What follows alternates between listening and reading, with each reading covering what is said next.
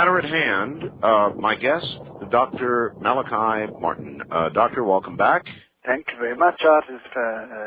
Thank you for having me. It's a pleasure. Oh, it is a pleasure. It is indeed. And you did say, did you not, Doctor, that remote viewing, you thought, was nitroglycerin for the soul? Yes, understood in that sense. Yes, I did regard it as nitroglycerin for the soul, in the sense that it has the potential for a powerful explosion in the human soul.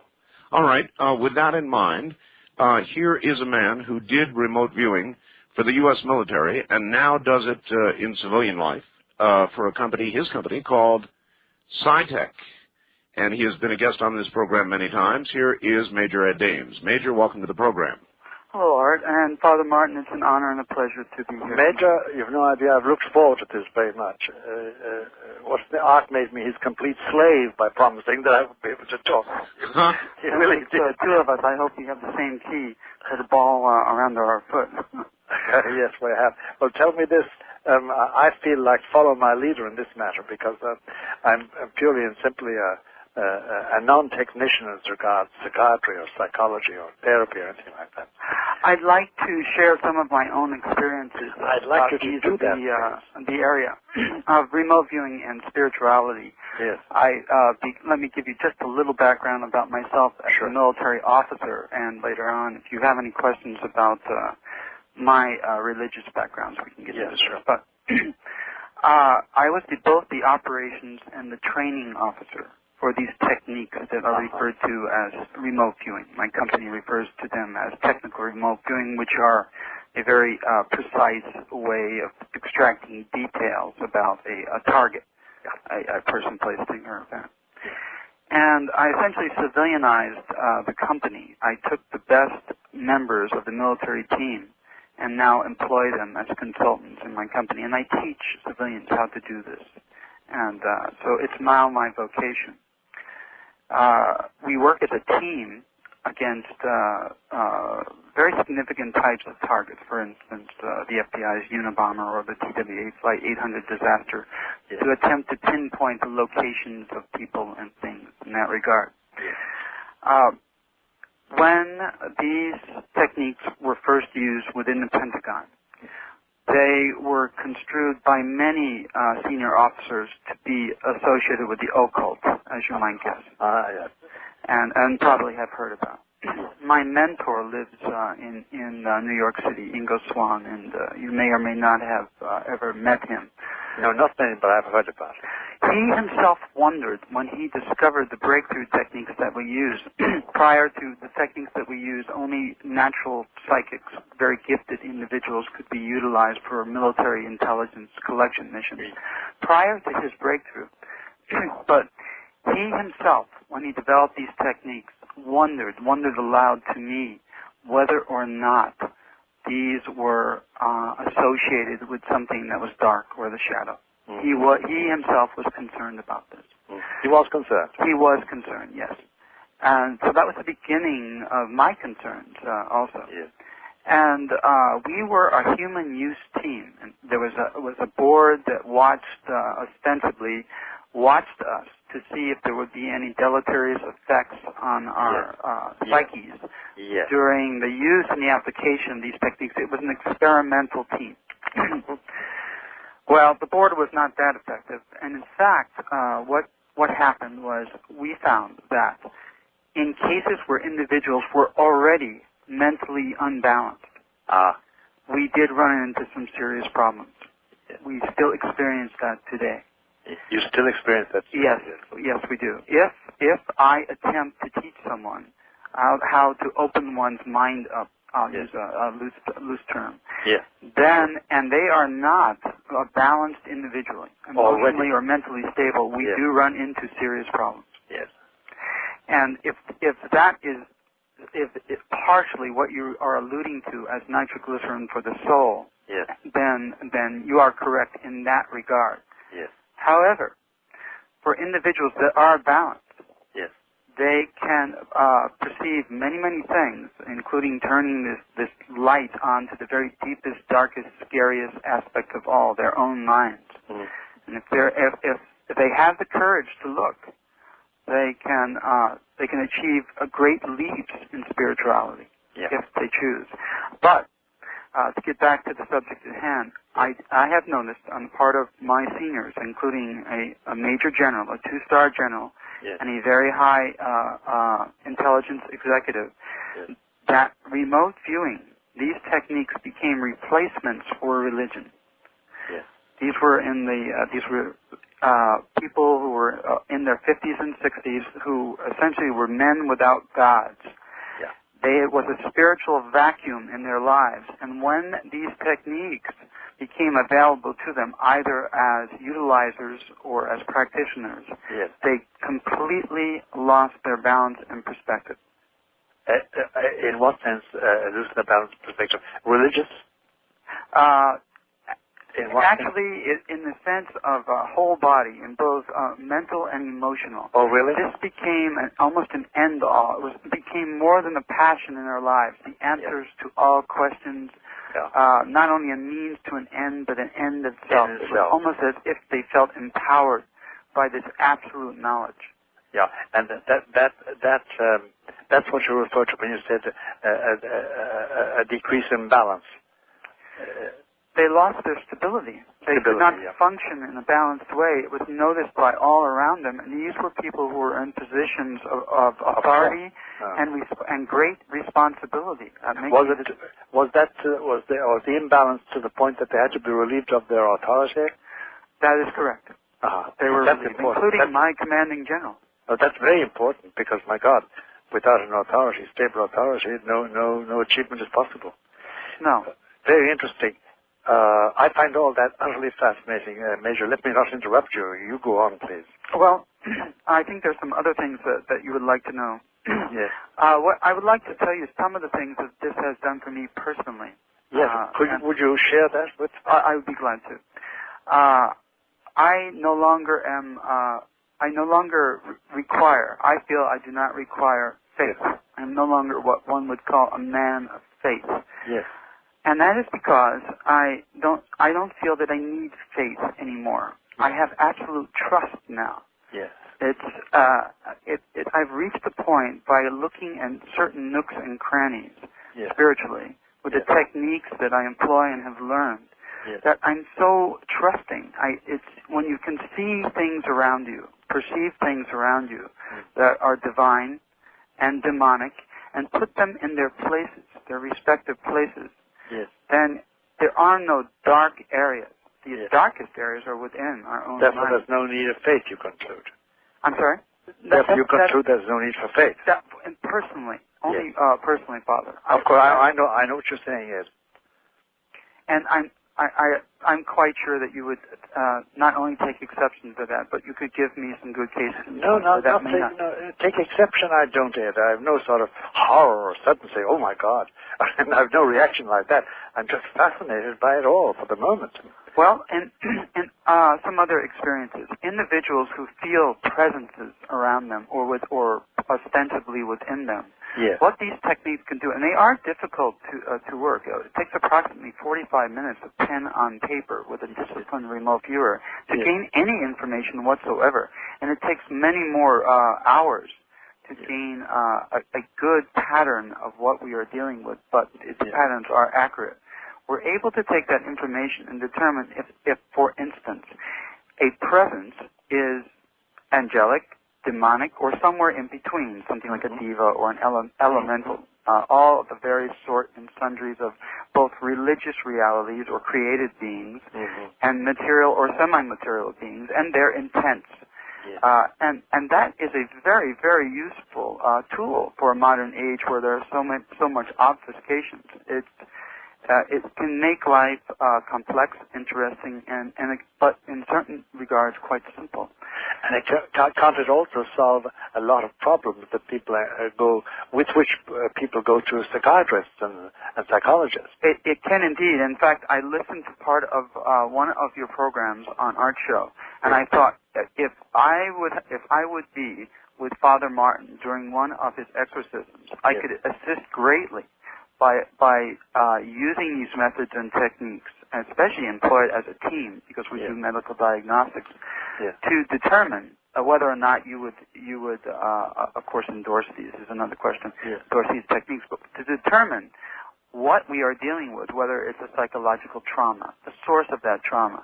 Was it a multiple trauma, was it trauma over a long period of time, or are we dealing with an attachment or attachments, and what is the nature of that? How affixed are they, and at what point do they depart? These are things that you already know. You can recognize those, I'm sure. Of course. That would be a very interesting collaboration, Ed. It really would.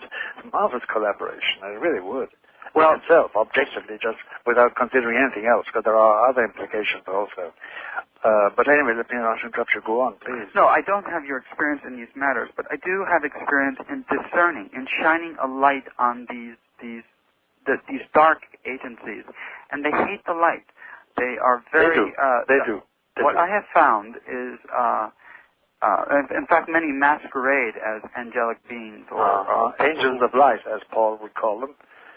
What did Paul call? St. Paul said that Lucifer can transform himself into an angel of light in order to deceive the believer. I see. And it's the phrase, an angel of light. In fact, when in the early days, when I researched many ways that we could use occult, formerly heretofore the appellation was the occult techniques as intelligence collection tools.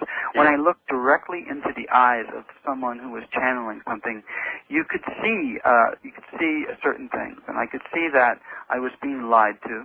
I could see that I was being told everything I wanted to be told. And then in subsequent years, because it's so accurate.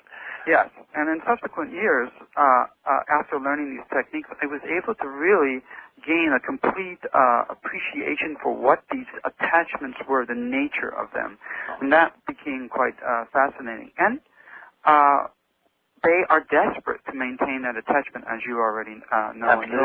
Absolutely. I found that out as attempting to research these phenomena, various occult phenomena, as intelligence collection tools, of all things. No. The connection is an obvious one to make. I can see it immediately. It's useful in the field of intelligence. We did not know. We had to look at that. But that exposure to the knowledge, to the light of truth and awareness, it essentially drives away many of these shadowy forces. And when people who have been, I'll say, plagued all their life by fear that there's something following me or something is around me, sometimes what I have found in my work, is that thing, that so-called shadowy agent that has been tailing a person throughout his or her life may sometimes be angelic in nature and not demonic. And someone has been afraid. What did you say? Yes, can be angelic, and then you add in a sentence I didn't catch. And not demonic. Not demonic, that's right. In some cases, the person has been afraid of something that has been a loving, benign. Yes. Well, more than benign. Sometimes very loving and very positively working for them. Yes. Yes, and they were afraid of that. But with these techniques used correctly, and they are very difficult to use correctly. Oh, I'm sure they are. They high degrees of training. It's a delicate operation anyway. It's a delicate, but it's repeatable, and the procedures are standardized. They just need to use their professional tools. Yeah. But what I wanted also to say is the connection with God does not go away during the process of remote viewing. One's soul is not lost. If your soul is already lost or saved, regardless of using these techniques, the connection is still there, and you take it with you when you go into this it used to be an altered state. That was quite a different modality. But here, one simply turns their attention to an idea. I'll use that roughly.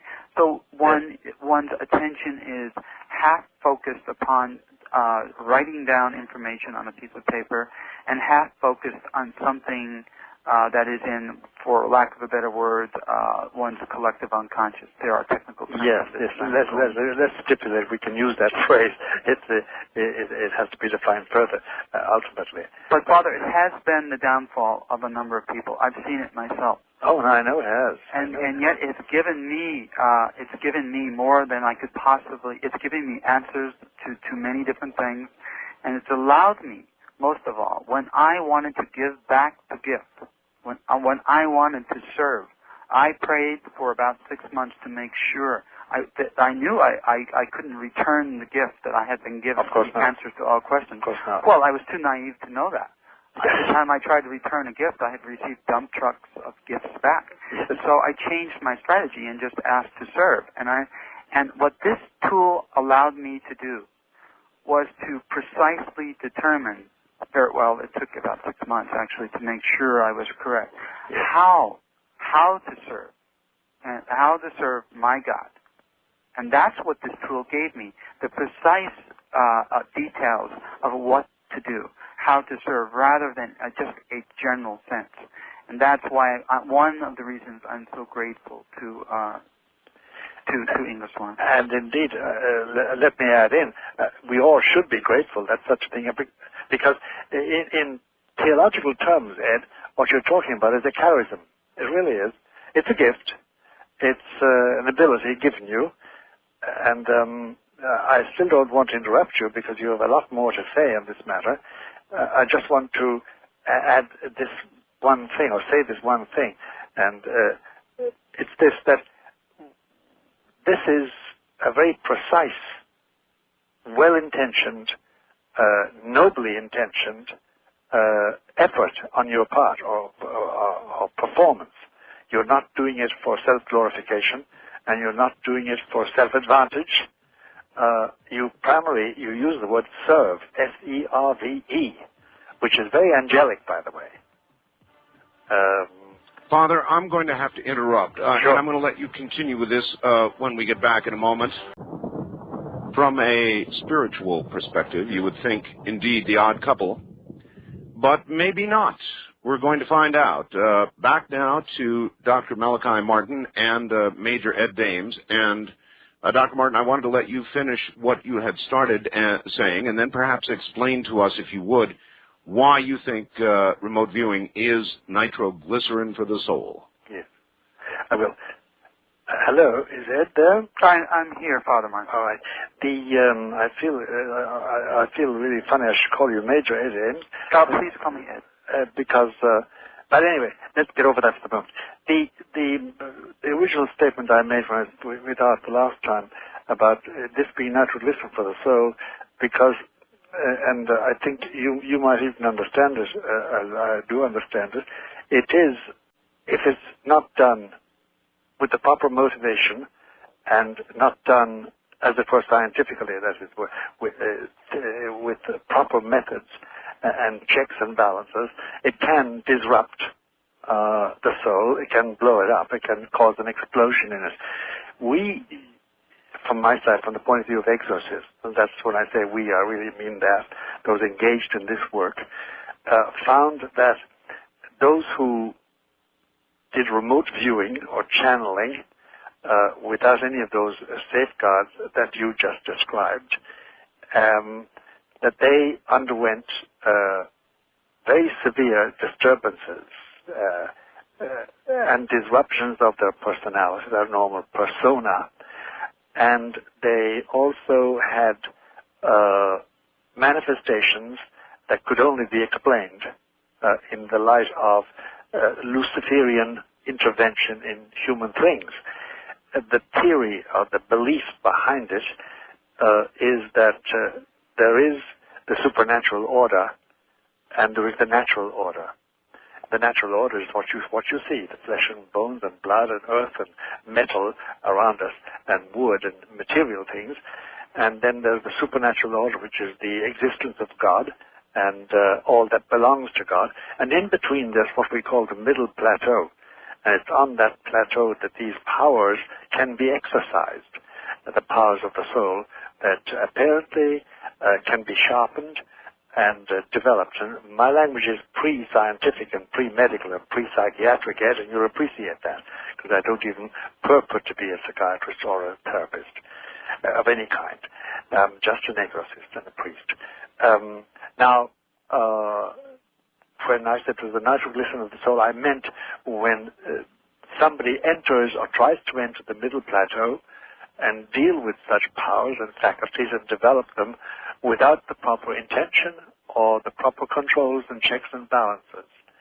And the phenomena that take place in people who do that are those that attract us as a group of exorcists, and that demand or require, from our point of view, require the attention that we bestow on it with formal exorcism as such. Now, the one more thing I want to add in, just as a pabulum, as material for talk, for good discussion, is this, that the difficulty is that the supernatural, as Christians conceive it, and still conceive it, is totally unimaginable. There is no human concept, and therefore no human word that can describe it, number one. And number two, it is imperceptible to a man without a special grace from God. He can't even perceive it. So much so that if a man has not got faith, he just can't imagine it. If he loses faith, he does not know he's lost it, because if he knew he lost it, he'd have it back.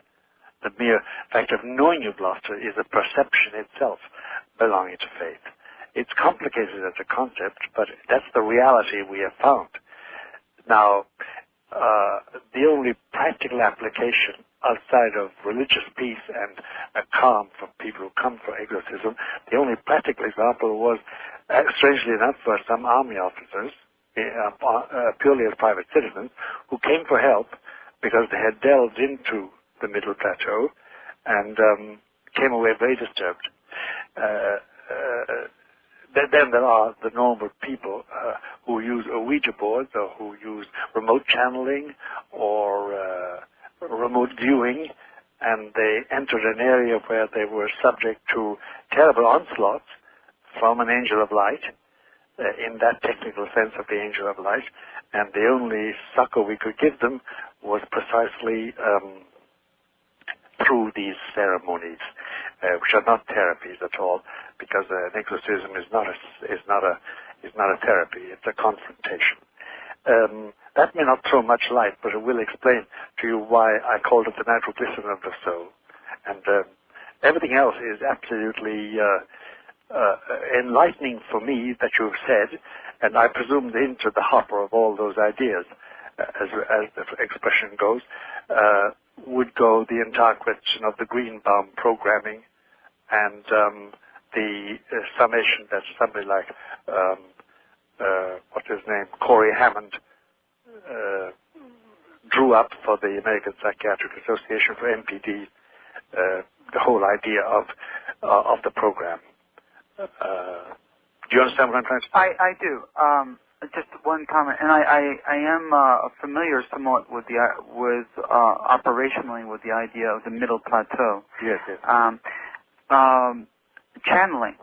There are the more that we have found, one gives up one's own identity. Let me go back to an operational perspective again, and I want to emphasize that this evolved, the techniques I used as a military intelligence gathering tool.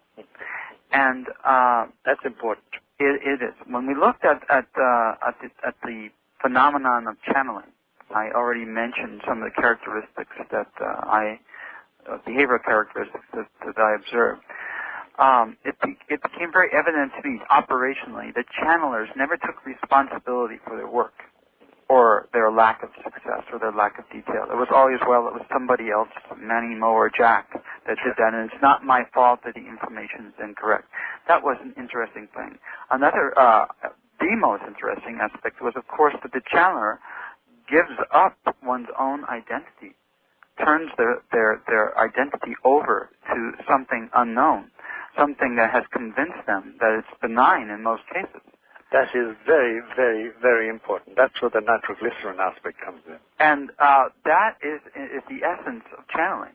But technical remote viewing is essentially a mind tool where we are fully conscious and fully awake. Even in the early days of the programs where the natural psychics in the Army were employed for intelligence collection purposes, that was an altered state, and there were some dangers in an altered state. When we would send, I use that term loosely, yes, an officer to a remote location, there were instances where in navigating that middle plateau, where these people were subject to great angst because they ran into other entities, so to speak, on the way.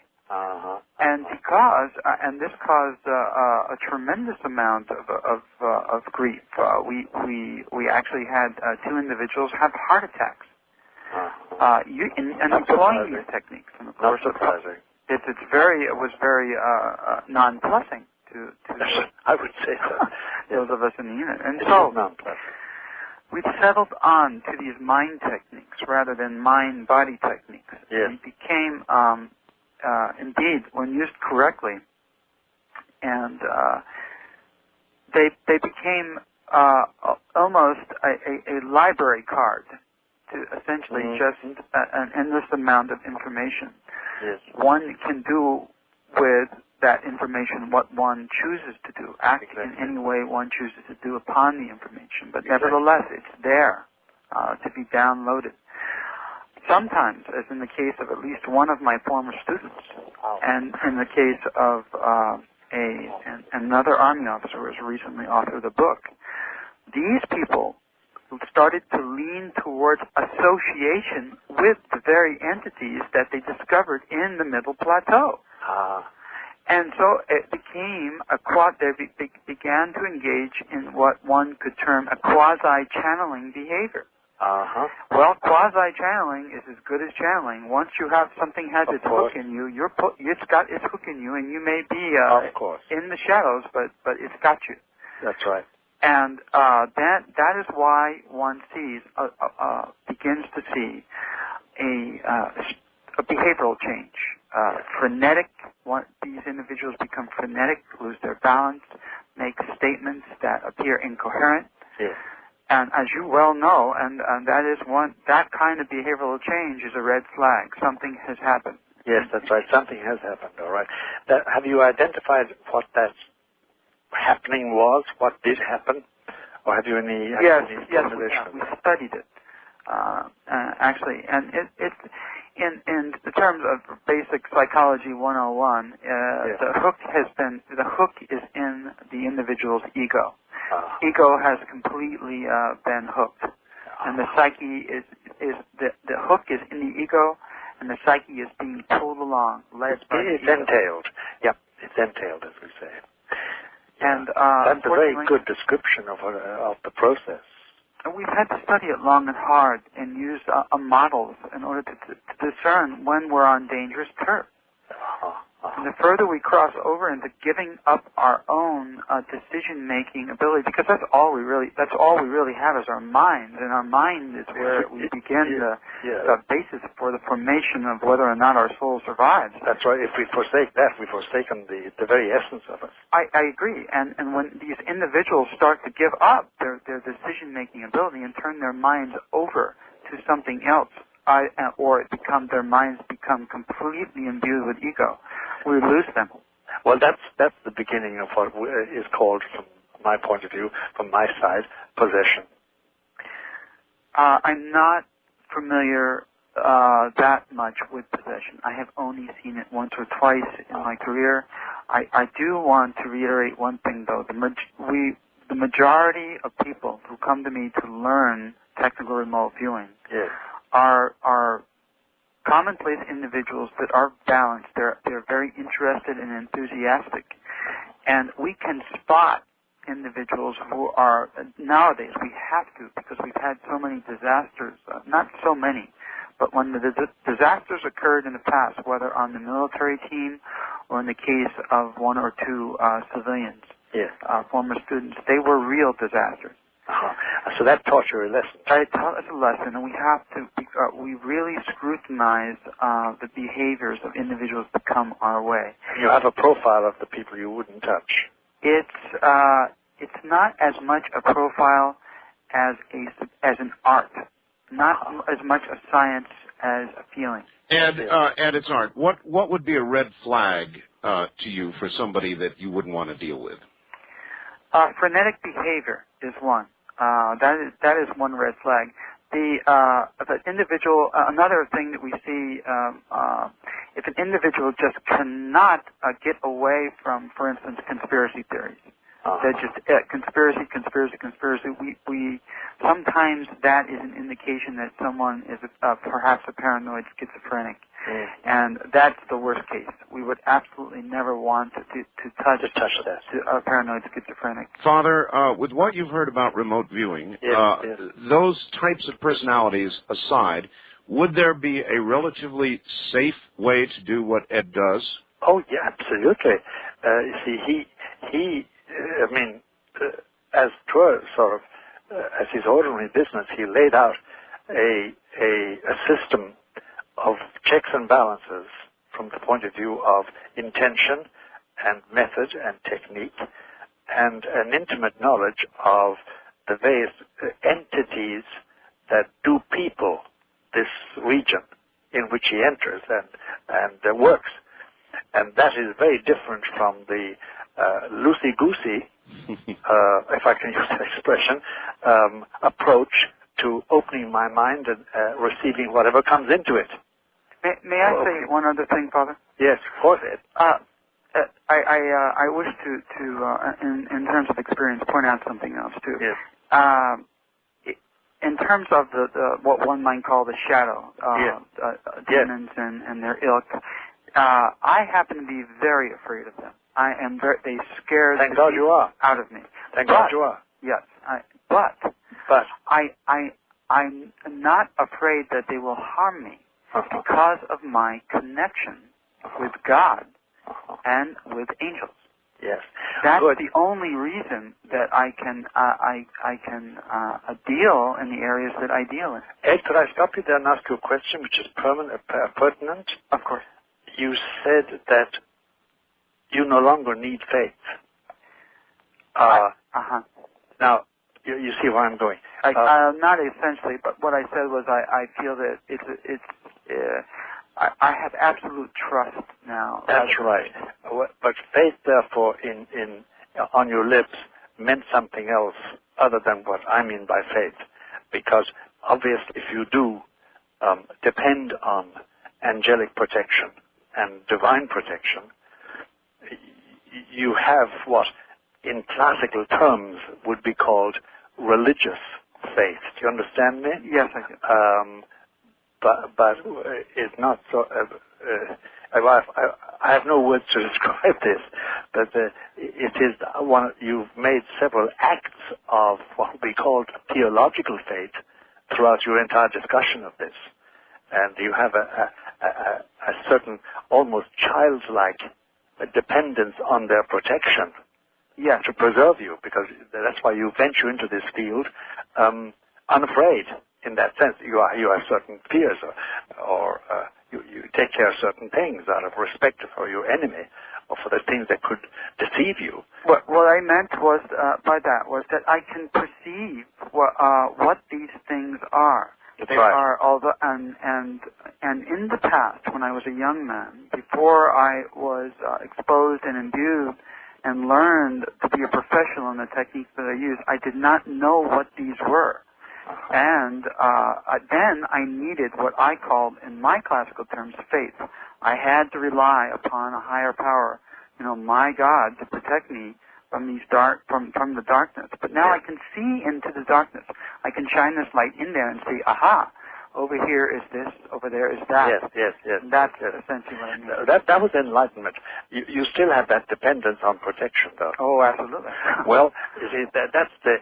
Now, I only want to introduce a thing which I've talked about before, which I can never put exactly. It is the supernatural. The supernatural is by essence, in the Christian tradition and in the Jewish tradition too.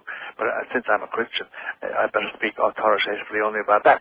This idea of the supernatural is disturbing in one sense, but consoling in another sense, because the Christian idea is that the supernatural itself is totally alien to human nature, but has come to human nature to elevate it, and therefore to protect it in this field, especially in this field, but in the normal field of human behavior too. But that it's alien to it, in the sense that I myself cannot, of myself, just with my human powers, attain the wisdom I need in order to avoid collision and damage and harm. That's the idea of the supernatural in Christianity.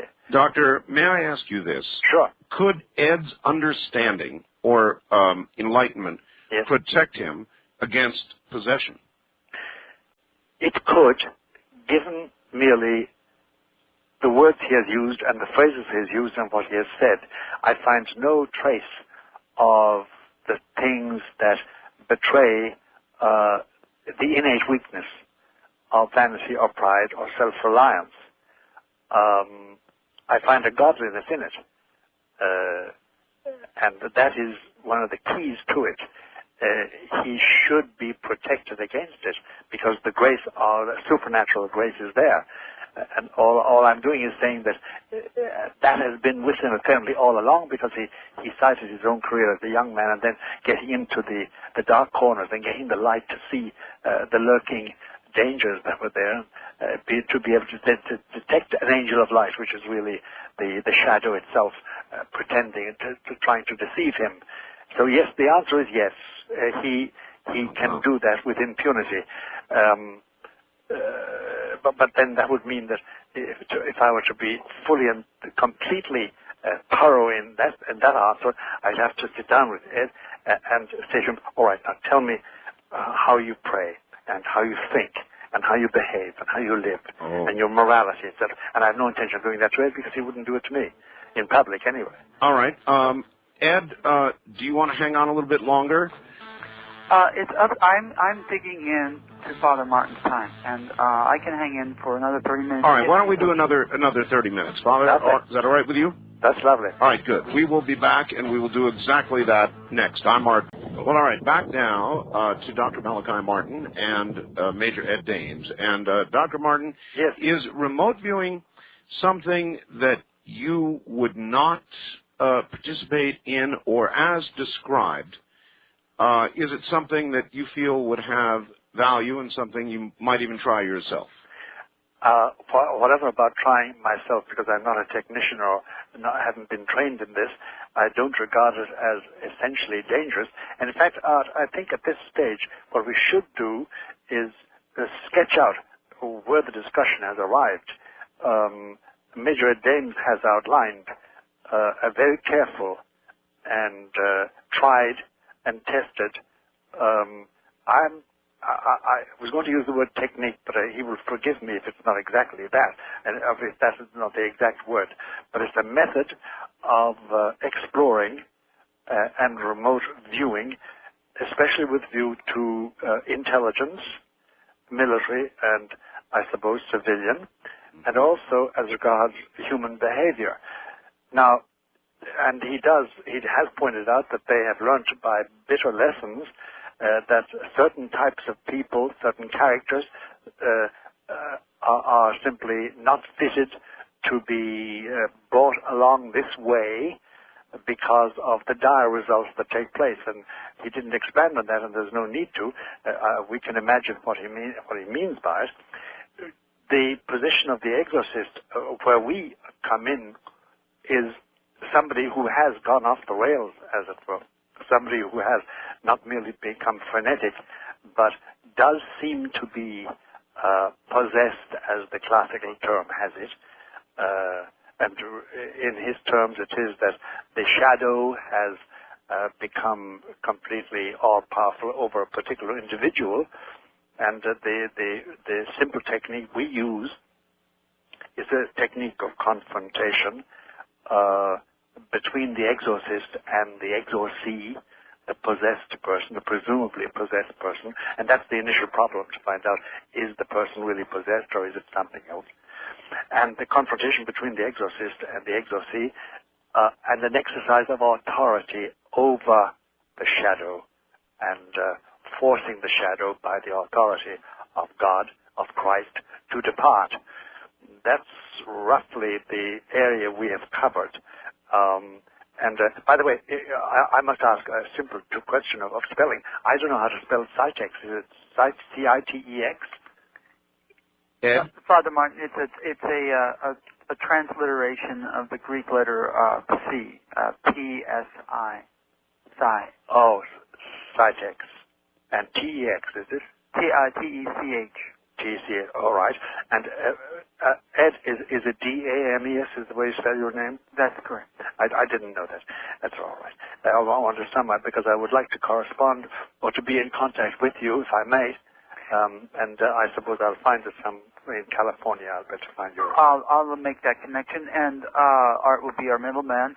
I was going to ask you that perhaps we could corroborate in the future, or is there a case that an exorcist case in the past that you found intractable or irresolvable that perhaps my company could turn its attention to perhaps there may well be, and I think we should talk about that between the two of us outside of the public radio. But an answer to Art Bell's question, no, I have no. I'm not even chary about entrusting myself to the methods and the technology we've used, because it seems to me, Major Ed, and I'm speaking as a priest here, and as an exorcist, it seems to me that you are overshadowed by a godliness, which I can only ascribe to my Savior.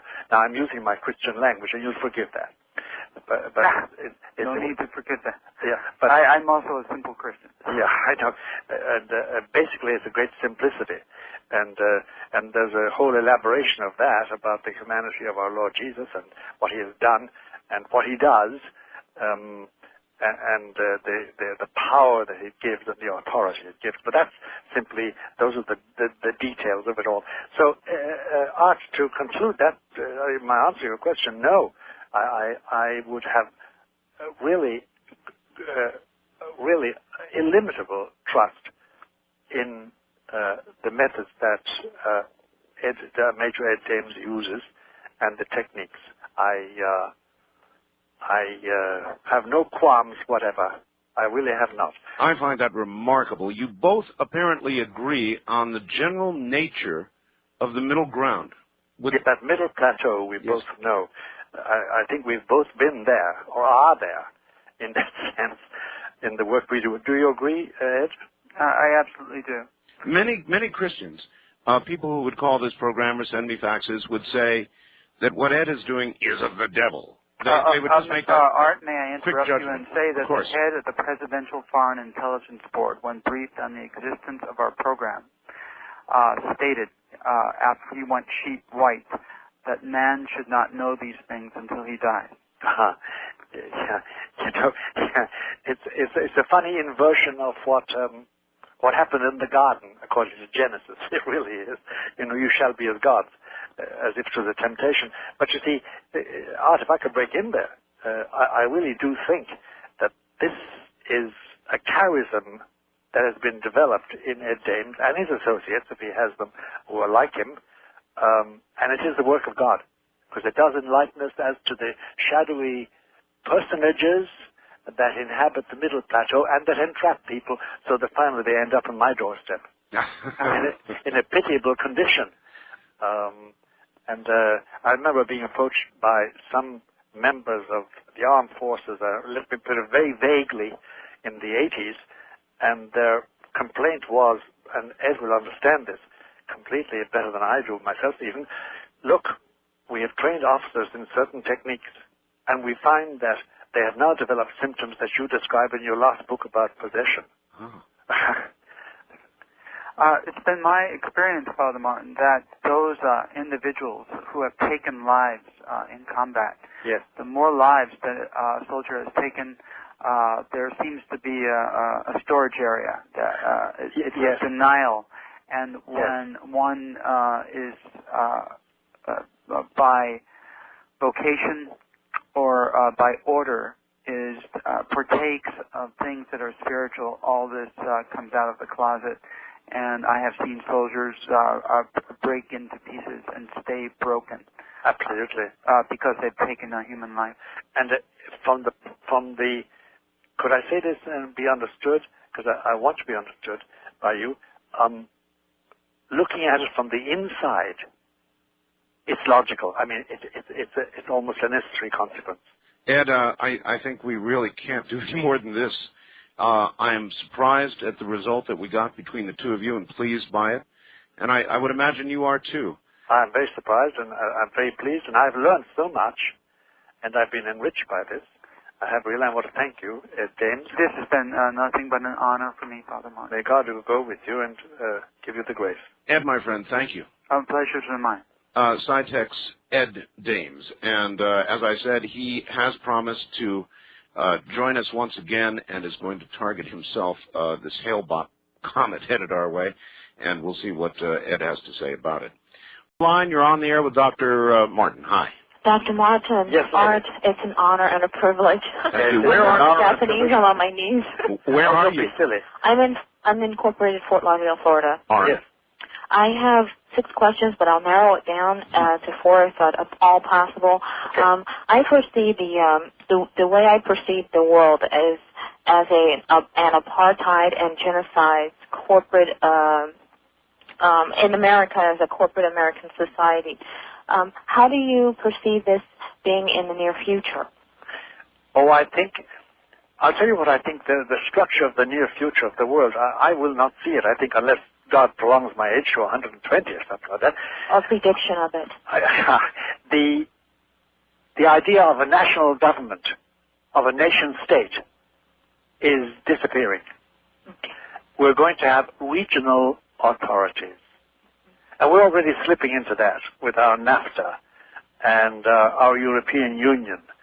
We're slipping into that already. And even within a vast community such as we have in the United States, of 250 people, 250 million people, I can foresee the day when, for instance, there'll be certain black or white enclave and accepted by people as such.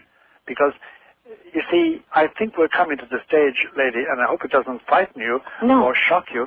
We're coming to the stage that laws will be made affecting our salaries, our vacations, our education, our birth and death, our medicine, our politics. Laws will be made by more than Americans. It won't be Congress. It won't be the Senate, merely. Okay. It'll be foreigners. I mean, non-Americans. Okay. I think we're at that stage of regional. I got the point. You got the point? Yeah, I understand it quite clearly. That is very factual. Absolutely. The other question is my ability to predict without the personification of predictions. Yes. Like this plane that just went down. Now they're saying it was a laser. I always had the assumption, I would say, that it was. Am I going into a middle plateau without checks and balances there, or how do I receive? I know. I'll tell you. My advice to you is this. Mm-hmm. My advice to you is this: if you have that ability and it comes up unbidden, do you understand me? Yes. That's one thing. If you were to use it to guide your life or to guide others' lives in a very active, interventionist way, then you need guidance. How do I get that? You get a very good confessor, a very good priest, who knows his stuff, who has what they call discernment of spirits. Because, what is your first name? Liza. Liza, you have to, you see, it's discernment of spirits, what spirits are moving you.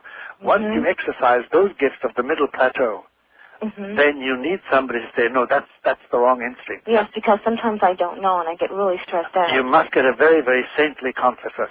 But now, mummification, is like, after dying, mummification, it's like being mummied instead of being buried in the ground. Is that a thing? Yes. Well, mummification, are you in favor of that? Yes. Oh, there's nothing wrong with that. Okay. technically speaking, religiously speaking, there's nothing wrong with it at all. But be very careful, because it's a great gift, can be used, as we saw with the Major Ed Dames in his work, but it also can provide your undoing, but not necessarily so. It's a gift of God. You can use it for God's glory. Okay. I bid you peace, love, joy, and happiness. Thanks so much. Same to you. Thank you. Eliza.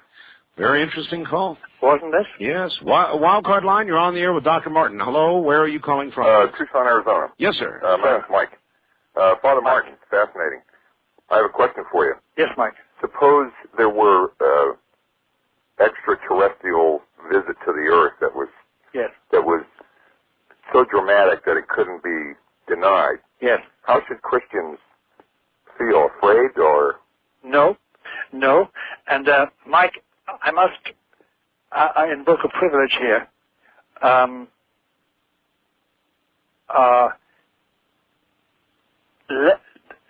will I put this? It is dangerous for the mind to pursue the whole idea of beings on another planet. It is dangerous to the mind for the moment because we haven't got any physical basis for it, really, nothing concrete. Christians should look on it immediately as the presence of beings who also, if they're beings with a mind and a will, have been saved also by the blood of Jesus. Isn't sin just here on Earth? No, because Jesus said, all power is given me in the heavens and on earth. But the devil's confined to the earth, right? The devil for the moment is confined to the earth, but that doesn't mean he would be confined only to the earth. And I'm sure that if we had colonies on the far side of the moon, or in Mars, anyway, the far side of the moon, that the devil could be active there. Yes. All right. Father, let me interject here. Yes. As you know, there have been recent revelations here and in Europe with regard to, at least at the microbial stage, the discovery of life on Mars. That's right. There's a strong possibility that there was microbic life. At that level, there was life. And kind of like with where there's smoke, there's fire, we may eventually discover that there is life elsewhere. It's not unreasonable. Well, I'll tell you, my personal belief, if you want to ask me, you can call me crazy, a crazy Irishman. I firmly believe there is life in other galaxies. And then... Not in our galaxy. Yes, and we must presume that that life may have a technology that one day may allow them to come and see us. Absolutely. And by the way, listen, you and I know, we all know, but we don't know much more than that. We do know that we have exhausted the means of energy. We have fossil fuel, and we have got nuclear energy. It's a finite supply. Yeah, for number one, it's finite. And number two, we know that for what we want to do, travel, galaxy travel, we need another source of energy. Yes, sir. And we will get it. We will get it. So then Christians should not necessarily cower down at the possibility. Oh, no. No. Baptizing them in the name of the Father, the Son, and the Holy Spirit. How old are you now? I am 76. 76? Yes. How much longer are you going to continue to actively do what you do? As long as the good Lord gives me the strength and there's work to be done and people to be helped and people to be counseled and consoled and strengthened. And I'll tell you, the particular avocation that I follow, the need for ministration in these matters has only increased. For instance, I've been working in the field of exorcism in the northeast corner since 1970. In practice, I came over in 1965, but by 1970 I was hard at work. These occurrences and happenings, people needing help, needing administration, counseling, needing exorcism, the number, mere numbers alone, the number has increased by about 800%. 800%. In what period of time, Father? Since 1970. Since 1970. 800% since 800%. And then we have new phenomena that we never met that time. For instance, we now have a series of 20-somethings and 30-somethings, mainly men, but some women, but mainly young men, successful men in brokerage, in medicine, in science, in architecture, in politics, who come and say, look, Father, I wanted such and such a thing. I wanted a job. I wanted a salary. I wanted a position in this university. I wanted that lady, that woman. And I finally, in my desperation, I made a pact with the devil, and I got what I wanted, but now he won't let me go. Please help me. We never had that before. That's a very new phenomenon. And they're all 20-somethings and 30-somethings. Well, maybe so in other words, put simply, we've got a lot more people making bad deals. That's right. Or put it, from the half-full, half-empty image, we've got a very, very active Lucifer and Satan, because they are distinct demons, by the way. But that's something else. That's another story completely. But we have a very, very active demonic presence in the present configuration of American society. All right. I'm only speaking about America, although I'm told, for instance, that there are 8 active exorcists working in Rome and Milan, because Milan, Turin, and Rome are afflicted with an awful lot of possessed people and exorcisable people. All right, let's go back to basics. Please, somebody says, ask Father Martin if the Exorcist movie is not, in fact, based on incidents that occurred at St. Louis University, a Jesuit school in the early 70s. I'm a graduate of that school, and the folklore has it that there is an abandoned room at the top of Dubourg Hall, which was the site of an exorcism which ultimately culminated at St. Francis Xavier Church. Georgetown U, the home of the protagonist from The Exorcist, also happens to be a Jesuit school. Please ask him if there is any tie-in and if he has seen the room at Dubourg Hall at SLU.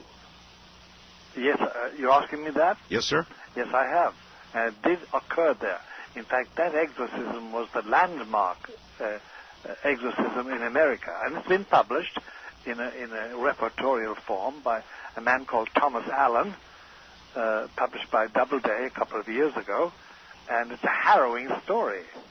It's a harrowing story because for, I think it was 2 years yes, or over, these 2 Jesuit priests, unknown to their confrères, their brethren in the same house, had to pursue this gruesome and awesome task of liberating a young man who was liberated completely, and their brethren, their colleagues, never knew anything about it. They just knew these 2 men were on special assignment, and the only sign the community had was at the very end, when it was all over.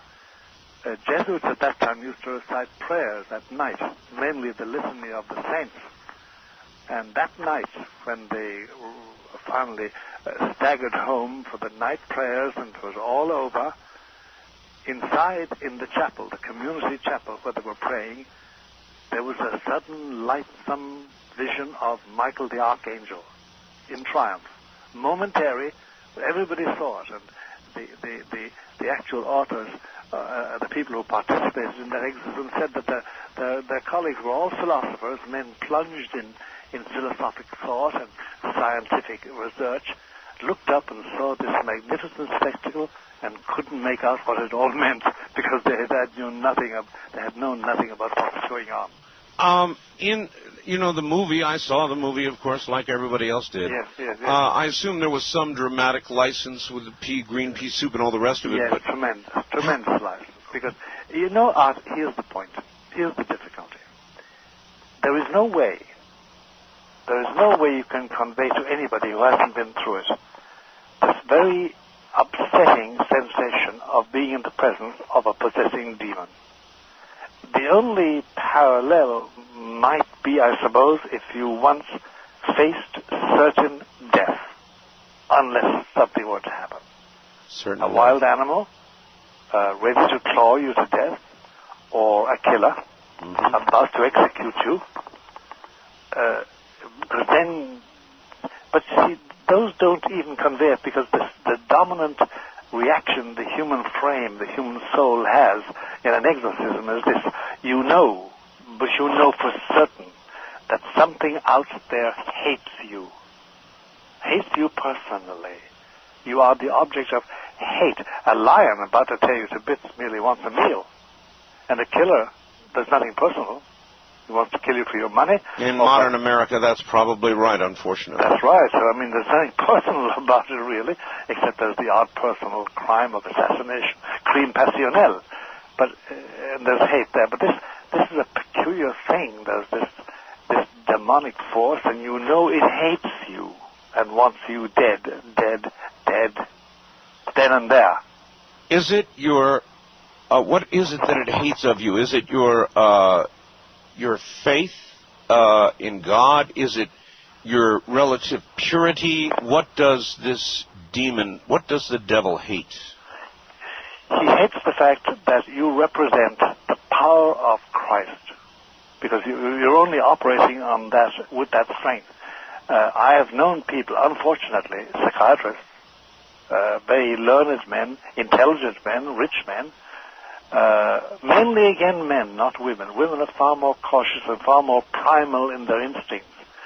But I've known men who have dared challenge the demon on their own strength. And they've always come off worse than second best. Because the demon knows when a priest is empowered to command it. And actually, Art, what happens in an exorcism is a series of commands. You never discuss anything with the demon. You command it. You command it. And everything must be in the form of a command. The demon says, "Oh, who are you? Why should I do anything you say? Tell me your name, please." Is it possible that an exorcist can lose? Yes. And that's a dreadful sight. Because then they have to, by severe methods, penance and fasting and prayer, they've got to shake loose the demonic influence. Remember, in the Gospels, there's this, the Christ pictures the man who from whom devils were expelled, and they say, "Well, now, where are we going to go?" And they say, "Well, let's get 7 more devils and go back and invest this man all over again." So then an exorcist who would lose might himself be... He never recovers, Art, to break in on you. He never recovers. Never? Never. I've seen it happen, and it's too much for the human frame. Because involved in a failure is some act of pride. It's some very bad mistake. And I've seen pathetic failures and monumental failures. Well then, how and who chooses those who would perform an exorcism, Father? Well, once upon a time, when in the Catholic Church, the science of exorcism, the skill, the exercise of exorcism, was something passed on very carefully from generation to generation within each diocese. There was a school of thought.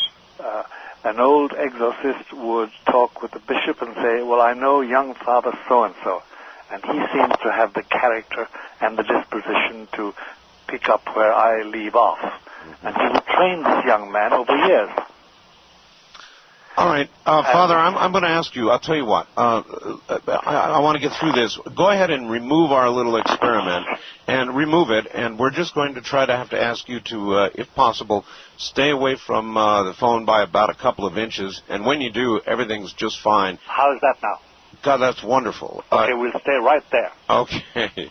And out if I don't, you say, "Malachi, attention," and I will immediately attend to it. All right. At any rate, so they pick a young... Yeah, they used to. Nowadays it's much more haphazard, Art, because there is no continuing school of study of this. Many bishops do not believe in the devil. Many priests do not believe in the devil, or in hell, or in the demon, or the demonic. They explain it away by, in terms of psychology, or in terms of disease. How can that be, Father, if there is God? A loss of faith. Faith. Art, our body politic, the Roman Catholic organization, as an organization, we have a crisis of faith amongst the prelates, amongst our leaders. That is the big crisis of the Roman Catholic Church. And after all of these hundreds and hundreds and hundreds of years. Yeah. How can that be, and why is that? Well, that is the prime question being asked today, and Catholics will say, when they study it, they will say, well, God is not giving the grace, His favor. There's an entity, a thing He gives called grace. It helps you to overcome temptation. It helps you to be good. It helps you to help your fellow man and to do your duty. If He withdraws that grace, and it's a supernatural entity, it's a supernatural ability, if He withdraws that from you because you're unworthy of it, then, my friend, you can't act virtuously. You fall. And the terrible thing is that once you lose that faith, once you lose that grace, you don't get it back automatically by saying, help me. You don't. Well, Father, if this is happening to the church, yes, and if the need for exorcisms has arisen 800%... I know. You can picture our difficulty, Art. Then you've got the picture. I picture a war underway, one that at least at present we don't seem to be winning. That is about the lugubrious, the way you should state this very lugubrious fact. There is an intense war, and we are losing battle after battle. Now, we have a promise from Christ that ultimately we will win the war, or He will win it. But we're losing battle after battle, and it's obvious in everyday happenings, and it's obvious in the way our prelates and some of our priests are behaving, and in the dissolution of what was once a monolithic institution, an organization. Now, all the while I'm talking about the organization, Art. It's the actual organization. Yes. Once upon a time, it was the premier monolithic organization which withstood everything for 2,000 years. It is no longer there. We are in deep doo-doo. We really are. I make a joke about it because it's a very painful fact for me. Such a fast fall, such a quick change. It took nearly 30 years ostensibly since 1965 for this disruption to take place, but now we know that the rot, the change, started way back at least 100 years ago. A real rot. Is there a marker? Is there a point, or was there an occurrence that marked that change? Yes. There was a meeting in Rome from 1962 to 1965 called the Second Vatican Council. A council in the church is a gathering in of all the bishops. And there were 2,800 bishops at that particular meeting for 3 years. They came for sessions in the autumn and the spring, each of those years, 62, 63, 64, and 65, under a pope called Pope John the 23rd. Fast, roly-poly, genial John the 23rd. The good Pope John, as they called him. Yes. And the result of that meeting was this sudden hurricane of change and abandonment of what had been done for 1,500 years. 1,500 years, Art. The change was so violent. If a man who has advised 2 popes has been performing exorcisms for 30 years, Father Malachi Martin. Father? Hello there, Art. How are you? I can hear your voice forever. It flows on like mellifluous honey. As does yours. Father, yes. Would you describe for us what you consider to be the most difficult exorcism you have ever done? Can you describe it, or is that one you can't talk about? No, I can give you the bare bones, and the bare bones are quite interesting as bones. This was an exorcism in the northeast corner of America, to leave the location actually anonymous for the moment, because actually in all this matter, whenever we talk about it to people outside the circle of exorcists and outside the actual exorcism itself, we are bound by laws of privacy that are very strict. You'd be surprised at how sensitive people are.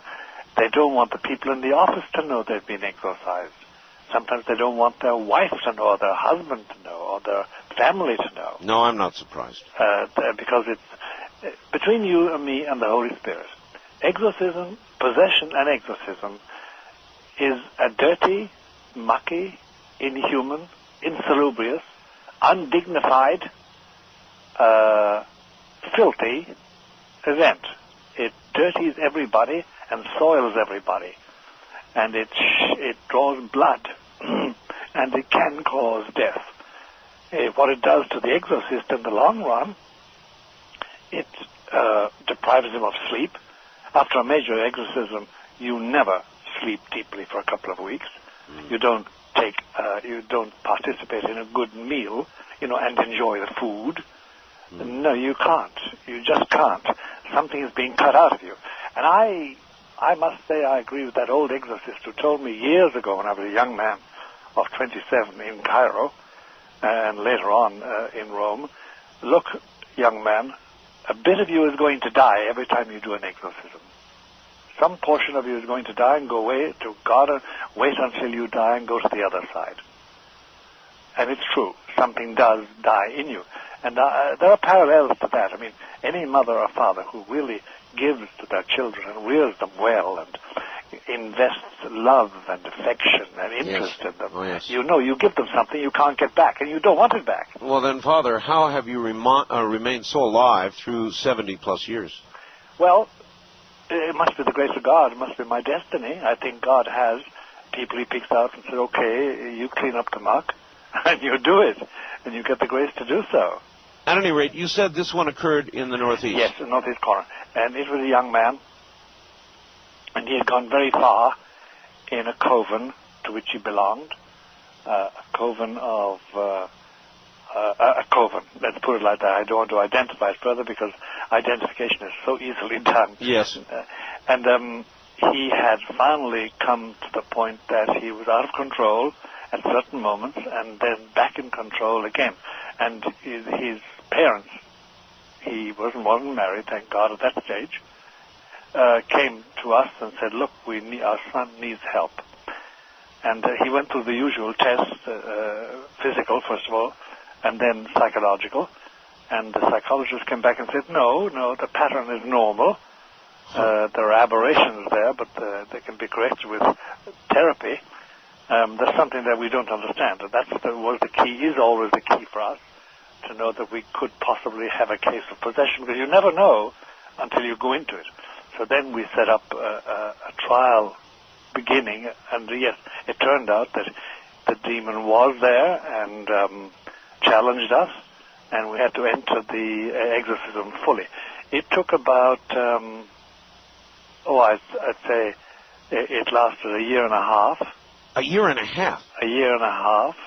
In relays, we did it. Where is the subject during this year and a half? I mean, normally, this particular young man, the family was sufficiently well off to let him give up his job. He was a broker. He was in brokerage, and they could take the time off. And it was session after session, and then he would relapse into normalcy and say, what have I been doing to you people? And we just say, well, this is what's happening. And his mother and father and his brother would explain to him. But the terrible thing was that the demon possessing him, demons, by the way, vary. They vary in quality and they vary in function. And by the way, the only way you have of identifying demons is by their function. Their function? Their function. Well, let me give you a very simple example.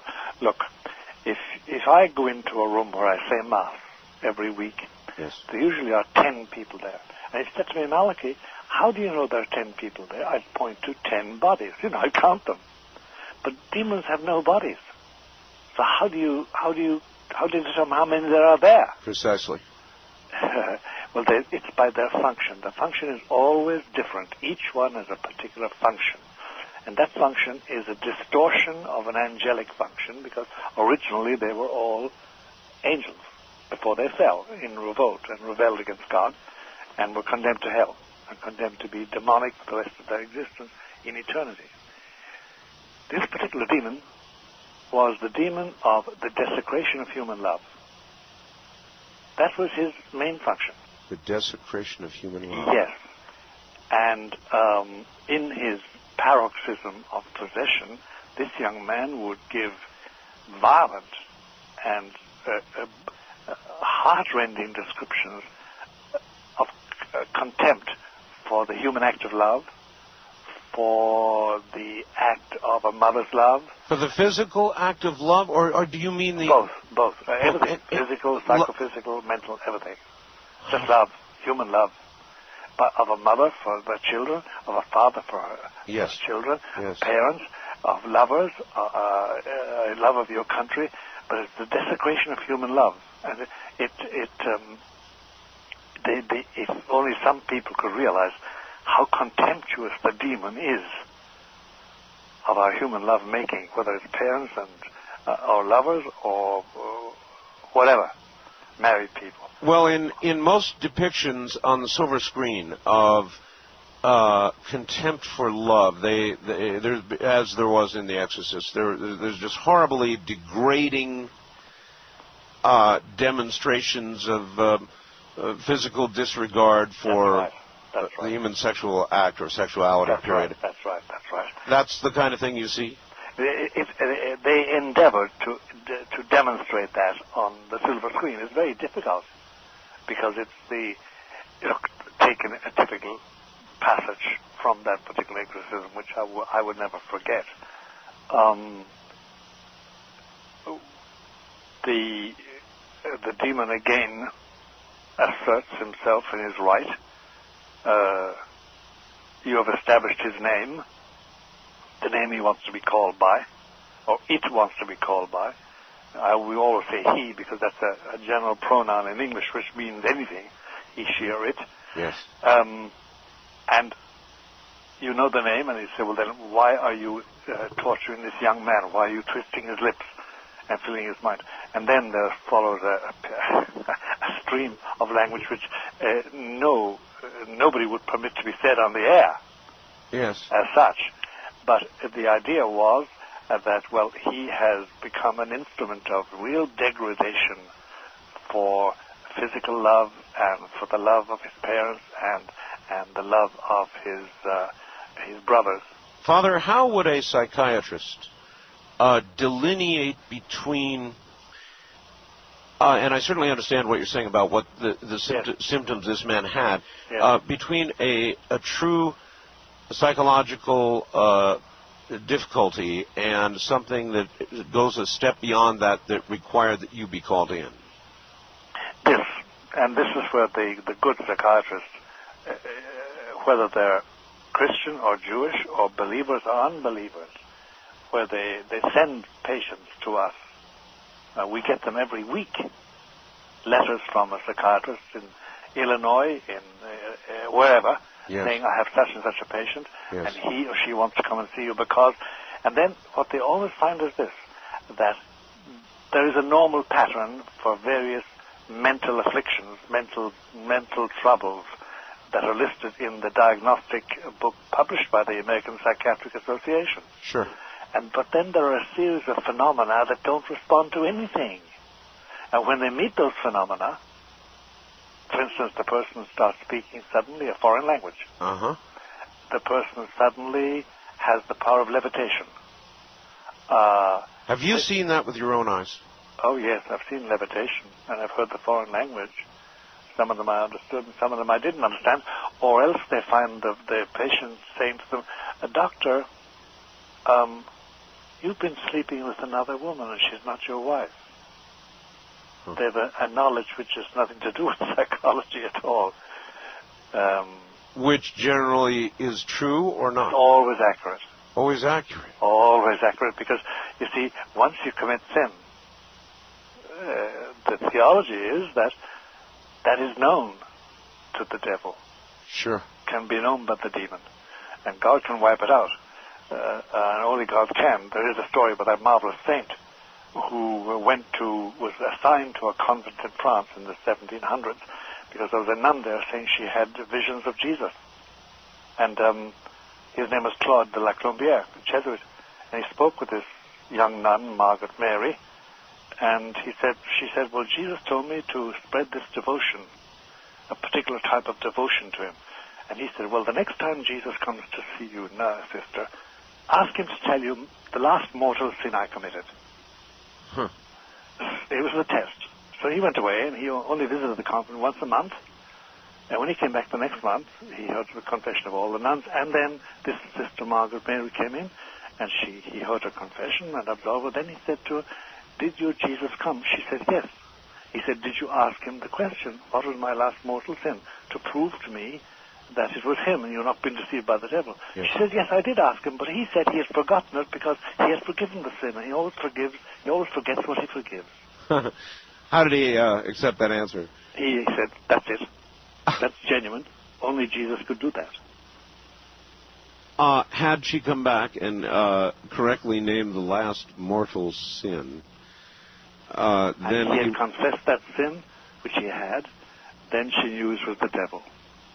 He would have known it was the devil. So you spent alone, Father, a year and a half, or was No, we had two others working with us. Two others. There were three of you.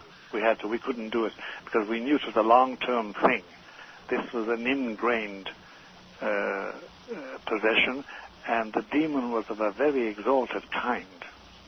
We suspected who it was or what it was, but we could never establish it completely. But it was a very higher up, really. It was a demon of great power and resistance. And you determined that very quickly, I suppose. Oh, yes, very quickly after the third or fourth session. You knew that you were up against one of the boys, one of the real backroom boys, and you know it. And besides that, then, after this peculiar thing that happens to you, look, you and I are talking at the present moment now. I've never seen your face except on television. I saw it once. But we've been talking, all right? And we've been communicating, and my voice strikes your ear, and your voice strikes my ear, yes. And the sounds enter in, and they convey the concepts to me, and we talk, we exchange, okay. Verbally, we're exchanging. Sure. But at the same time, you and I, being adults, we know that once we really converse, and you and I have conversed and are conversing, there's an upper-level conversation between us, brain to brain, soul to soul. Yes. We're communicating something beyond words, of which words are the vehicle. And you know that. There's an upper level conversation going on. Of course. And when you do converse with somebody like that, then you are really talking, you're dialoguing, you're really communicating. And words are what they're meant to be, mere physical vehicles of your thought. So it's apparent very quickly then what you're up against. And I suppose it must be very sobering, even for somebody who has done what you have done, to realize you are up against something very strong, very serious. And very evil. I mean, even in the sense that it wants you dead.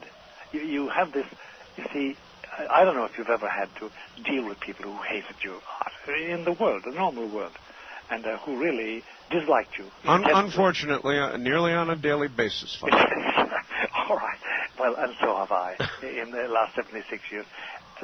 And you finally got to get away and talk to your friends and clean your mind out and get back peace and quiet, because they've invaded you. You see, anybody you talk to or touch in this life, they modify you morally.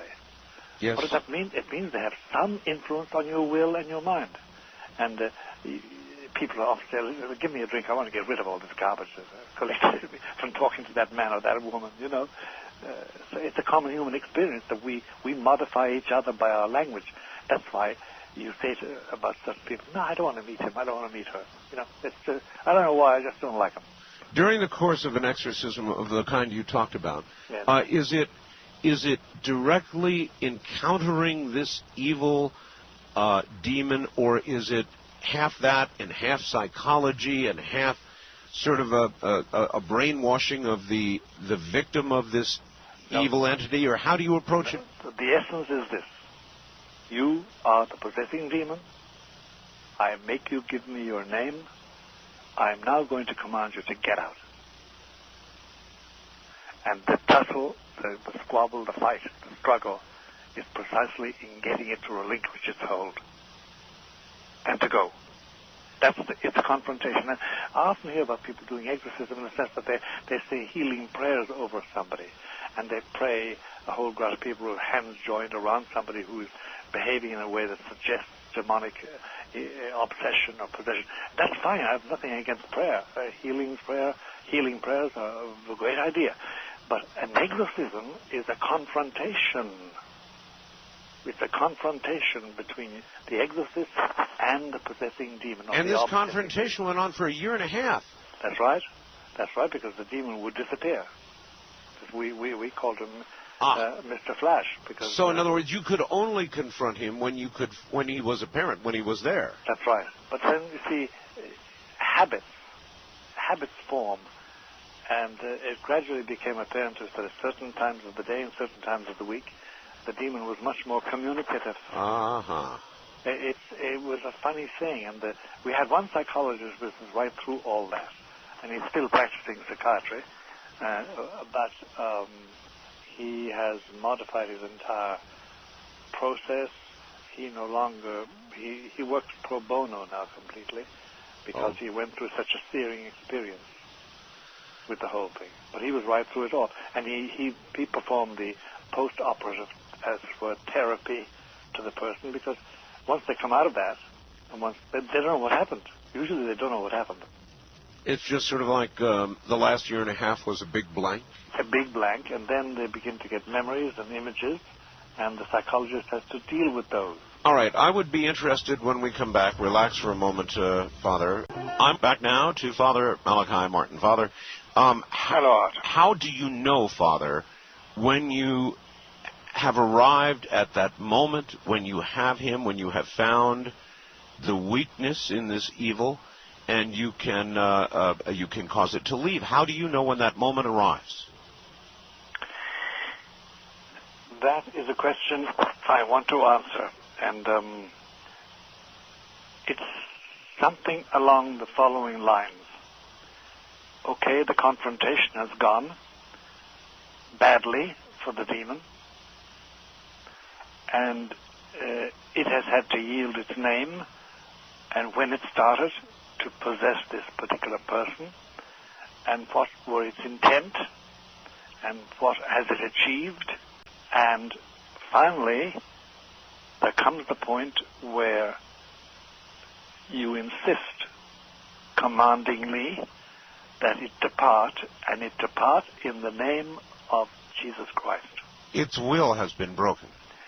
Yes, its power properly has been broken, because their will stays firmly anti-God and full of hate and full of filth, real filth.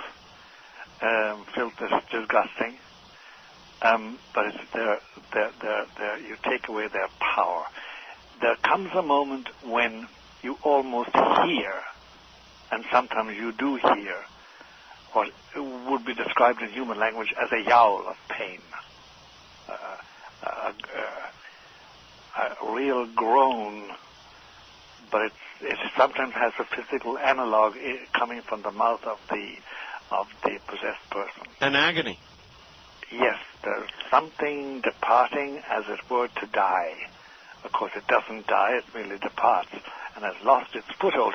And there's a funny thing which we should go into later on, but it's a fine refinement of the whole question. It's this: what happens to them when you expel them? And why don't they want to leave? And why do they come in the first place? Yeah, oh yes. But get back to answer your question directly. It's the transformation in the possessed person that takes place. Suddenly at that moment, when, and by the way, you never know. You've got to keep at it until you reach the point. Suddenly, it's as it were a giant, invisible, torturing claw lets go of them.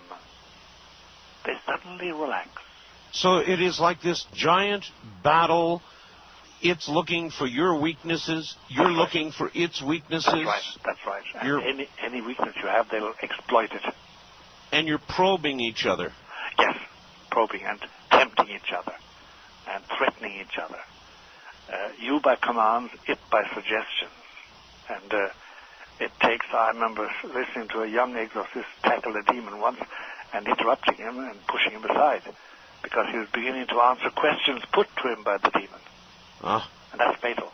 That's the beginning of control. Yes, because then he has your mind. Then he can attract you. And you haven't got an angelic mind. That's all about it. You've got a human mind with all its limitations. But the possessed person, there's the sudden relaxation, and the face, it's the face, really. Changes. Whether their eyes are open or shut, it's this sudden look of total peace, total relaxation, total, it's like sleep, but it isn't. And then you know, and when they open their eyes, if their eyes have been closed, they ask where they are, and they have this extraordinary peace, extraordinary joy, extraordinary happiness, and it's luminous in their eyes, and they want to eat something, they want to drink something. And the symptoms, they're all gone. They're all gone. The demon has departed. And the psychologists we've had present register everything, heartbeat and pulse and everything else. And they say there's a dramatic change in all those things that takes place at that moment of resolution. But it's chiefly what always struck them was this sudden transformation of the person from being an ugly, distorted, misshapen face and tortured and with filthy language and sometimes filthy smells and filthy cold atmosphere or stinking hot atmosphere. All is suddenly over.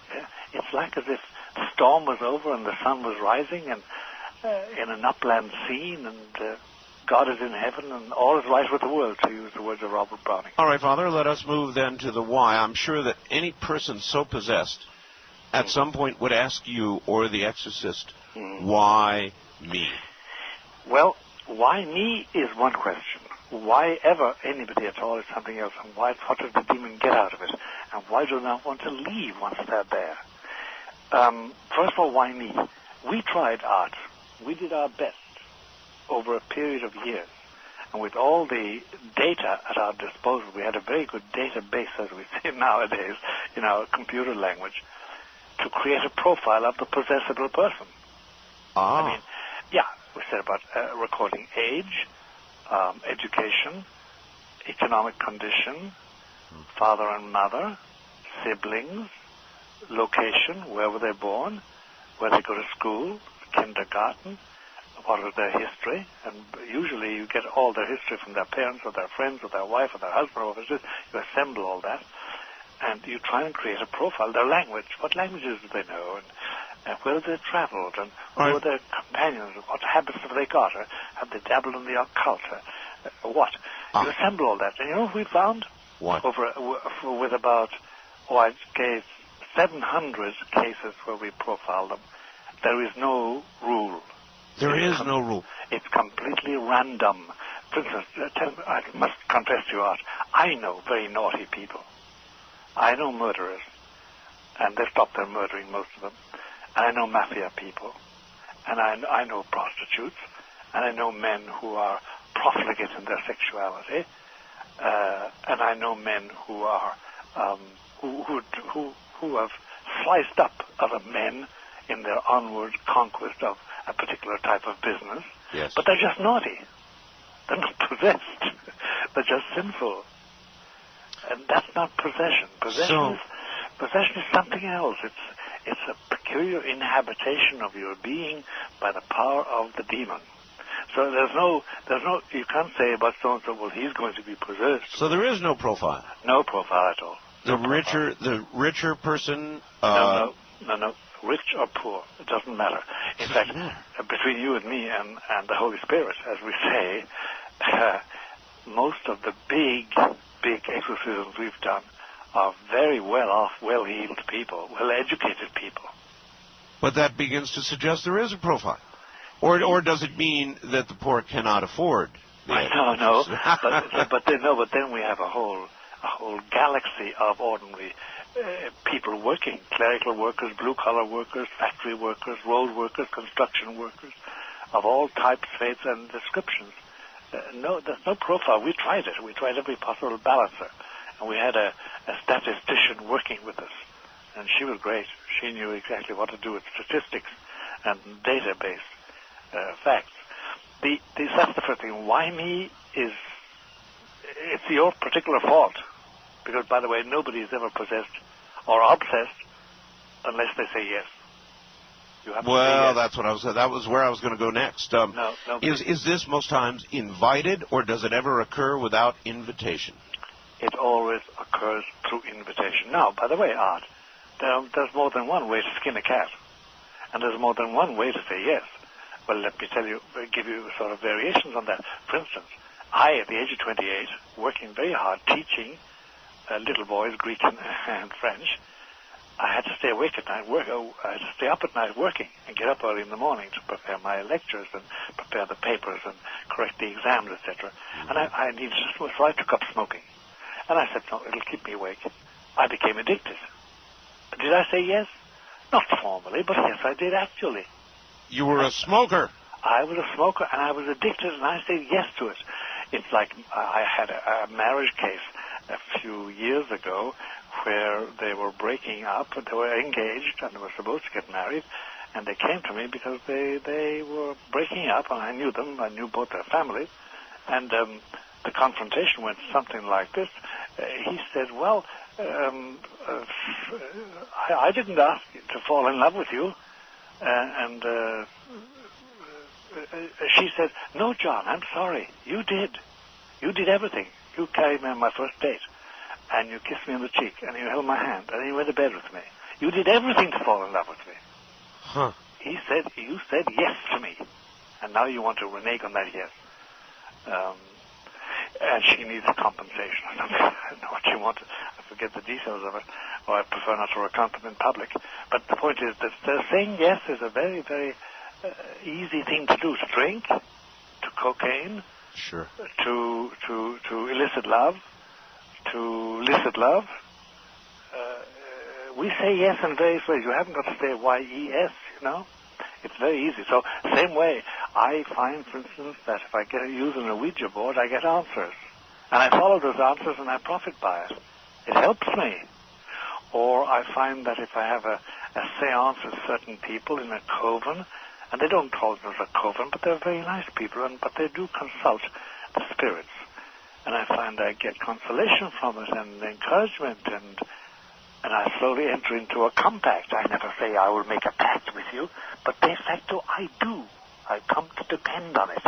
I'm saying yes all the time. Father, may I ask you about this? If you were not a Catholic priest, yes, but instead were a Native American, would you be a medicine man? And if so, what a medicine man is from time to time called to drive out spirits. Yes, they are. What are they doing, Father? Are they doing the same work? Is it the same channel? Is it... I'll tell you, Art, what I think. It's not that you've asked a personal opinion of a very difficult subject, but my experience is the following. And I'm not merely talking about Native Americans. I'm talking about Baptist clergymen I know. Sure. Anglican clergymen, Episcopal clergymen, Greek Orthodox clergymen, Russian Orthodox clergymen, and some Methodists. I'm talking now from experience of people, but mainly evangelicals. I have seen such miracles of cure and restitution, yes, and depossession worked by these people, including Native Americans. Yes. Really shamans, you know, the old type. Yes.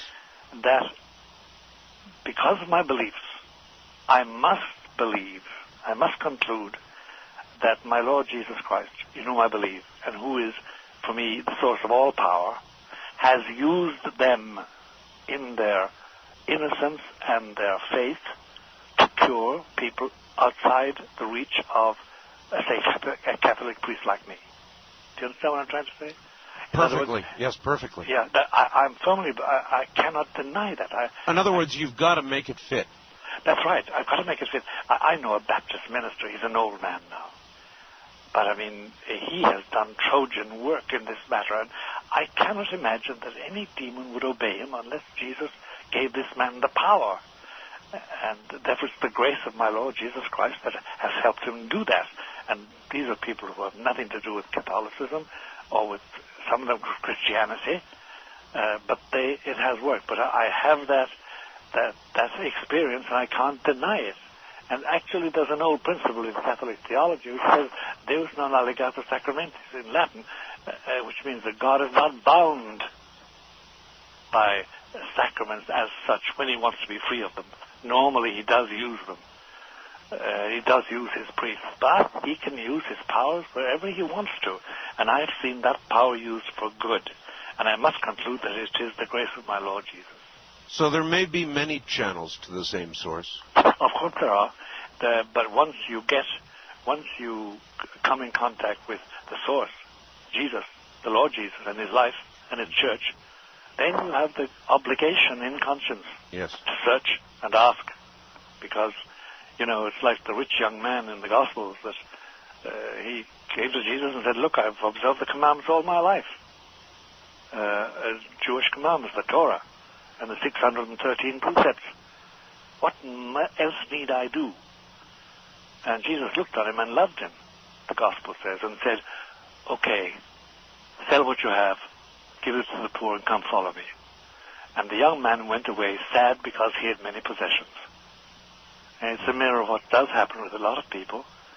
They see what they should do, but they can't give up that particular thing they love. They can't renounce what is bad in their lives, what is repellent, and therefore they can't accept his grace. Father, we talked about something last time that has left a chill down my spine. Namely? Maybe for personal reasons. I don't even know. Yeah. You have said there are perhaps millions of people walking around who have in effect made a deal with the devil. Yes, that's right. They have said, give me, I don't know, success or whatever. Love or whatever. And they've made this pact. And now, I think you're right. I think there are millions of people walking around like that. These are people not possessed, as we have discussed, with the traditional possession. No. But they've made a deal and they know it, don't they? Sure, they know it. Then you see, Art, there's this terrible thing about it, that if you make the deal and live up to it, here's the thing that gives a chill to my spine, and probably it's what you're talking about in your case. If you are totally faithful, put it like that, to your agreement, if you're totally faithful to it, you will be helped by the demon to a certain degree or a great degree. Mm-hmm. He will foment you. It will foment you. It will help you. It will enlighten you. You will get light. You'll get solutions. And you will prosper. Now, your end may be miserable. Well, Father, there's a lot of people out there right now who are probably quaking as they listen to this. If you are totally faithful, put it like that, to your agreement, if you're totally faithful to it, you will be helped by the demon to a certain degree or a great degree. Mm-hmm. He will foment you. It will foment you. It will help you. It will enlighten you. You will get light. You'll get solutions. And you will prosper. Now, your end may be miserable. Well, Father, there's a lot of people out there right now who are probably quaking as they listen to this because they're doing well one way or the other, and I'm sure at some point in their life they've said to themselves, they thought, I'd just about do anything to have the following. That's right. That's right. And they did, and they got it, and now they are possessed. And by the way, there are degrees of that too, but we call that perfect possession. You see, the normal person that comes to us, or the person that comes to us normally is somebody tortured. And his psychologist or his psychiatrist or his parents or somebody says, look, you better go and consult a priest about this because it's nothing to do with medicine. And he does. And he is imperfectly possessed. He or she is imperfectly possessed. But the perfectly possessed person is utterly calm. They're utterly confident. They eschew all reference to being helped. They don't want help. They're quite happy. And you learn to recognize them. And when you recognize them, you run like a rabbit. I take it you see them in Manhattan all the time. Yes, you do. You do. I remember walking with a friend of mine, walking home after lunch we had in a deli, and there were two men coming to us along the street. Middle-aged men in ordinary clothes, and I knew they had just committed a murder. I knew that. You knew that? I knew that, yeah, because of the demons with them. and I said something like, Jesus Christ. My friend said, what's up, man? I said, no, let's walk on. Okay, I'm starting to lose you a little audio-wise here, Father. Yes. But you actually saw the demon with them? Yes, I do that. I do that. I have that second vision when the demon is there. When the demon is in possession, yes, I do. How do you feel about having this second vision? This must be some sort of awful burden. I'm not going to have time. No, it isn't, because I have a very good guardian angel. All right, Father, stay right there. Rest for a few minutes. We'll be back. My guest back now to Manhattan, New York, and Father Malachi Martin. Father, I've got a fax here that I would like to read to you and get a response if I could. Mm-hmm. It says, Art, the Father said something earlier that really bothered me. He was talking about the successful guys who made these pacts to be successful, and I want to ask something. Please ask for me. I've been going downhill financially for 2 years. Doesn't look like it's going to get any better. I could have filed bankruptcy a long time ago, but I have an ethical problem with that, and I believe it's the Lord's will for me to stiff my creditors, not stiff them that way. But it's getting to the breaking point. I've pleaded with and nagged the Lord, but he hasn't seemed to want to change anything. It just keeps getting worse. About a week ago, I was sitting at my computer, and I had this thought. I'd sell my soul to get out of debt. I dismissed the thought, but the fact that I had it really bothered me and still does. I'd rather die than do anything like that. Am I in trouble? This man, or woman, whoever it was, yes, is not in trouble right now for the following reason. They did not yield to the suggestion. They repelled it. Okay, get a little bit away from your phone, Father. Sorry. That's all right. Just being intense, because this is a human soul talking to me now. No, this is very, very important, because so many people out there have done the same thing at some point in their life. Yeah. Let me finish, though, about this particular person. Yes. Whoever he or she is, and please let them listen to this very carefully. The only reason you repel that idea, the only reason that you choose not to follow that, and you were offended by the mere suggestion of it in your mind, that means that the Lord Jesus is in possession of your soul. Otherwise, you couldn't reject it. Now, are you in trouble? No. Are you liable to be attacked? Yes. You are liable to be tempted. But apparently, hitherto, to this very moment we're talking, Art Bell and I and you, and we are talking together. There's always that upper-level conversation, Art, I spoke about. You are safe because apparently the grace of our Lord Jesus is with you, whoever you are, or wherever you are. But watch and pray. And by the way, I don't think it will violate your beliefs. Your great protection against anything nefarious, any nether temptation, will be just to pronounce the name of Jesus. It's a shield. And I suppose if this person's life were to change around and they were to suddenly begin doing quite well, yes, then the question would be more intense and more worrisome than ever before. In other words, did I make the deal? No, there's no vague deal. You make a deal, it's a yes. Or a no. It's all yes, a yes or a no, Art. I see. It's like say, will you come to bed with me? No, I won't. Yes, I will. It's a definitive thing. Or you do it symbolically, I know. But they have not done that. What I want to assure them is that the very tendency they have, the horror they have, the repulsion they experience, comes from the Lord Jesus. Because it doesn't come from Satan. All right, Father, many